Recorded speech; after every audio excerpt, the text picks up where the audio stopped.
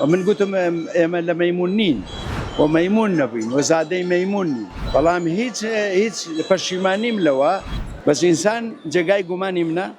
و من کتێبێکم هەیە ناوی کارگەکانی تابوتە مرۆڤ ئەو جاندارەی نازانێ بشی هیچ ئاژەڵێک بەقەت ئێمە درڕندە نییە ئەوان حەقیان هەر کەسێک ڕەخنە بگرێت لە من بەردبانانیشم کا من گلک دەبێ بازەکەی وەربگرم و خۆش زانی لە تۆڕی کۆمەڵایەتی جگە لە جنێو هیچ نابین دەبێ ئەو ئەندێشەی خۆی کە دەزانێ ئینسان من گوتم ئێمە لە مەیمون نین و مەیمون نەبووین و زادەی مەیمون نین بەڵام هیچ پەشیمانیم لەوە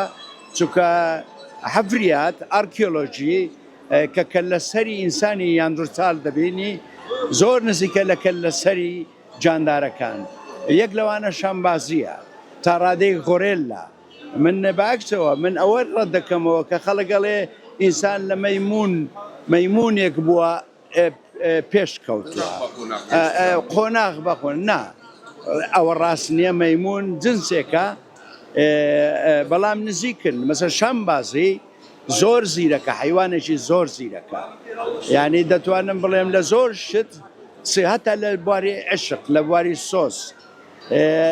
نێرومەی ئێمە چ دەکا ئەمانیش بەو چەشنە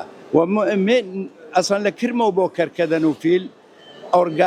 بوون بگەیشتن بە ئۆرگازم لە عشقا حیوانات ورترە و ئەوەترا وەکو دەڵێ جنتڵمانیا یعنی بەڕاستی من حیات و ژیانی سۆزداری کرمیشم بخن ئەبینم زۆر منەزەمە بۆچ کە لە ناو سروشتن ئێمە بەر لەوەی بچینە بەرەوەی بێنێ ناو شارستانیان ئینسان جاندارێک بۆ ئوستاز یوان هەراری کە کابرایەکی ئیسرائیلیە ڕاستە بەڵام مؤەریخەکی گەورەی ئێستا ئێعترافی پێکراو لە ساستی عالەم خۆ لە خۆیەوە ڕێنە ناکا ئەو قسەیکی هەیە دەڵێ 7,000 ساڵ لەمەوبەر یا زۆرتریش هەندێک ژمارەی تری هەیە دەتوانم بڵێم ئینسان زمانی نەزانیوە من لە کۆڕەکەش گوتم کە ئینسانی بیدایی ئینسانی کۆن بە سەما یا بە ڕەسم قسەیان دەگەڵ یەک کردووە یا وەکو هەر جاندارێک بە دەنگێکی جیاواز بۆ نمونە مەیمون دەنجێکی هەیە پڵنگ دەنجێکی هەیە مەلەکان دەنجێکیان هەیە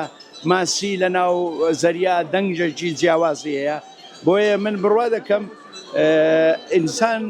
کە دێتە ناو حەزارەت ئێستاوە حەزارەتە لە شەرق و لە غەرب جەنگە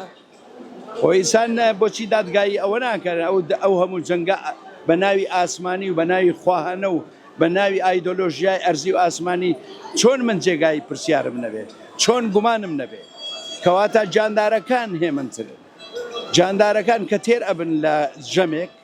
کە یەکتری بڵێن پڵینجێک شێرێک دەزانی بە هەفتە وانە ناچێتەوە گشت بەس ئینسان جێگای گومانی منە و من کتێبێکم هەیە ناوی کارگەکانی تابوتە مرۆڤ ئەو جاندارەی نازانێ بشی دەڵێن فەیلسوفی ئەڵێم نەخێر عمرم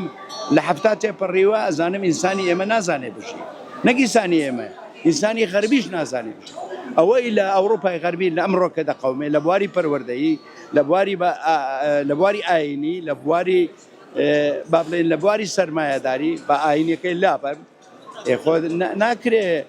ناکرێ من کەیفم بە ئینسان بێ رووسیا و ئۆکرانیا جوولەکە و حەماس بەشەردێن ئەمە دەلیلی شکستی پەروەردەیە هیچ ئاژەڵێک بەقەت ئێمە درڕندە نییە چێ ئەم زەویەی پێسکرد چێ ئاوی پێسکرد چێ خاچی پێسکرد چێ هەوای پێسکرد ئینسانە هیچ جاندارێک نەی کردووە من چۆن ئینسان خۆمان دادگایی نەکەین کە شوورەیە بۆ ئینسان لەزانێ 11 وڵاتی گەورە 11 وڵاتی لە 16 ئەم کەونەیان ئەم گەردونیان پیس کردو ئۆستاز ئەمە قسەی من نییە قسەی عالمەکانە سەبارەت بە مەیمونەکە ئارکێۆلۆژیا ئەڵێ نزیکین یعنی ئێمە نزیکین لە هەیکەل و پەیکەر و مەسەلەن بەڵام ئینسان بە پێوە دەوەستەیە مەیمونش بە پێوە ئۆستێ غوریلاش بە پێوە بەس ناتوانێت ئەزانی ئینسان بەچی پێشکەوت بە دەستی هەموو حیوانەکان جیاوازە بۆیە ئینسان داهێنەر بوو چکە دەستی جیاوازدا.